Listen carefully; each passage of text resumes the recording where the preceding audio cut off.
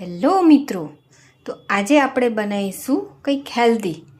તો જે બાળકો આ મખાના ખાતા નથી, ચણા નથી ખાતા, મારા ઘરમાં પણ જો કેટલાય દિવસથી લાયેલા છે, ખાતા નથી, તો આપણે એક બનાવીશું મસ્ત વેરાયટી. તો ચલો, એના માટે જોઈશે આપણને મખાના, ફોલેલા ચણા, બદામ, ગોળ, ઘી અને પાણી.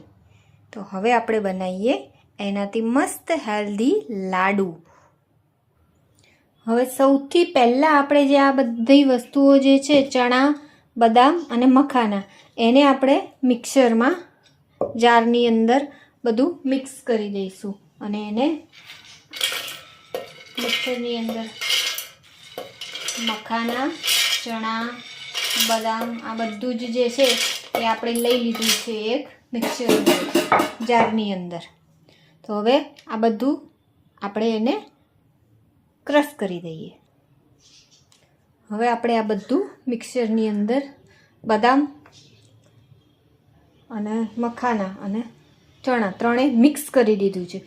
હવે આપણે આગળ આને શું કરીશું તો જુઓ તમે. તો હવે આપણે આને સૌથી પહેલાં થોડું ગેસ ચાલુ કરીશું. પછી એની અંદર થોડું ઘી એડ કરીશું.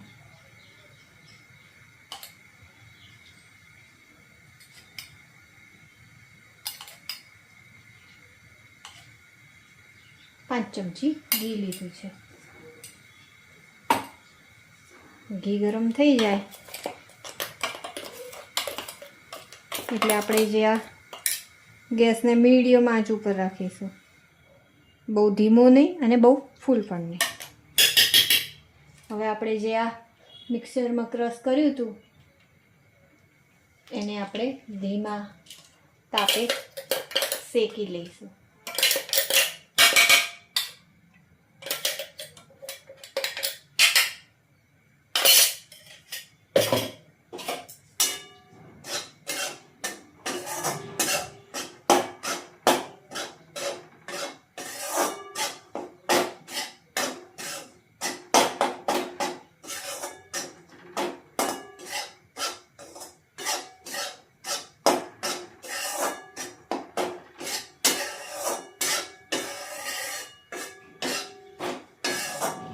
આ રીતે એને થોડી વાર સુધી શેકીશું.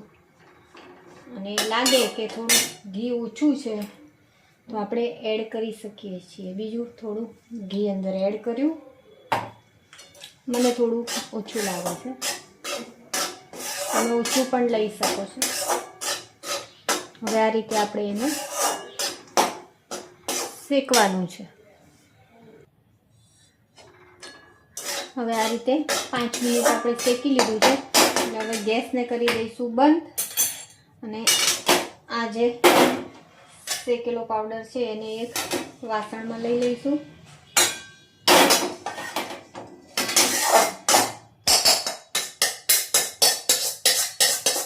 પછી આની જ અંદર આપણે એને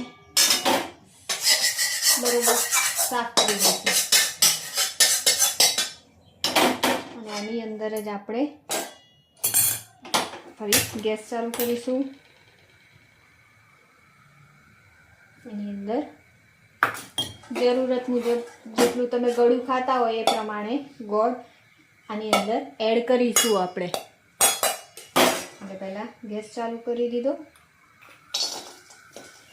ગોળ એની અંદર થોડું પાણી એડ કરી દઈશું. અને આ રીતે પાણી એડ કરી અને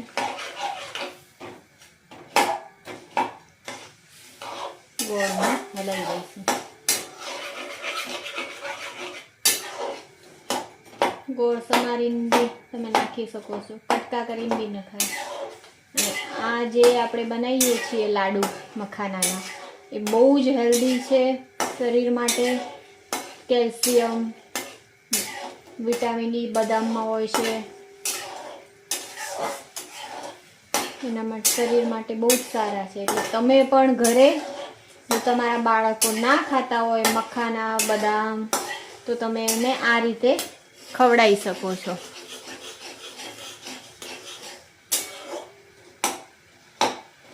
આ રીતે ગોળ એકદમ અંદર મેલ્ટ થઈ જવું જોઈએ. હજી દેખાય છે ગોળ. તમે કોઈ મખાનાની બીજી રેસીપી ટ્રાય કરતા હો તો મને પણ જણાવજો, તો હું પણ આ રીતે બનાવીશ જે રીતે તમે બનાવતા હશો. તમે પણ મારી રીતથી ટ્રાય કરીને એકવાર જરૂર ટ્રાય કરજો અને ટેસ્ટ કરીને કહેજો કે કેવું લાગે તમને મખાનાના લાડુનો ટેસ્ટ.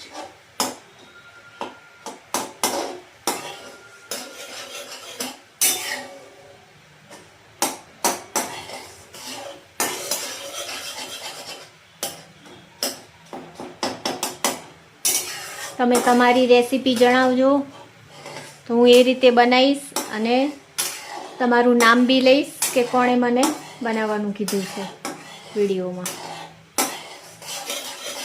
હવે આ રીતે ગોળ એકદમ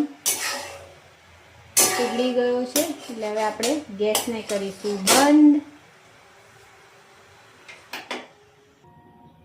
હવે આપણે ગેસને બંધ કરી દીધો છે અને આ જે ગોળ છે એને આપણે એક વાર ચાયણીથી ગાળી અને એક વાસણમાં લઈ લઈશું.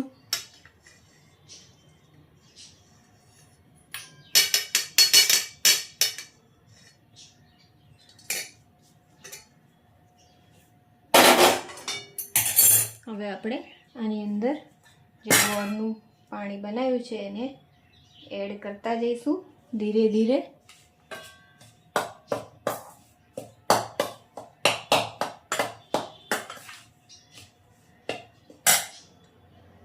જરૂરત પ્રમાણે એડ કરીશું.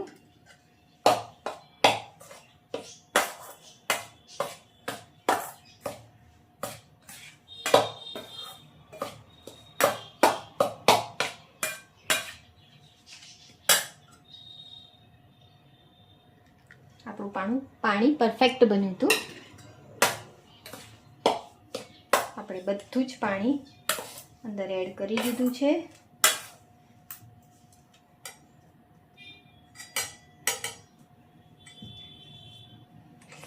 બહુ જ ગરમ છે. થોડી વાર ઠંડુ થવા દઈશું આપણે એને.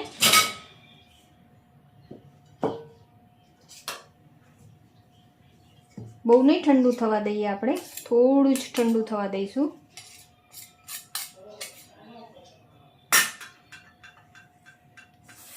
બરોબર, બહુ જ ગરમ છે.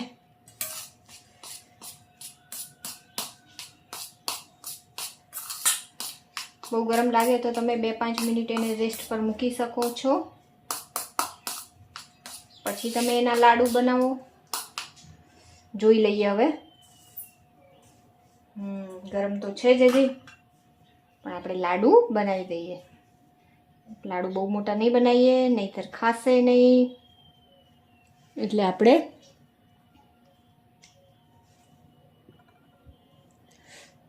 આટલી સાઈઝના મસ્ત લાડુ બનાવી દઈએ.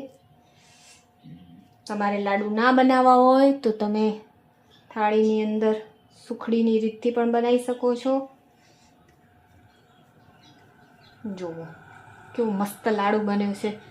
જુઓ તમે મિત્રો, સોફ્ટ બી બહુ જ છે. હવે આપણે બીજો લાડુ બનાવીએ.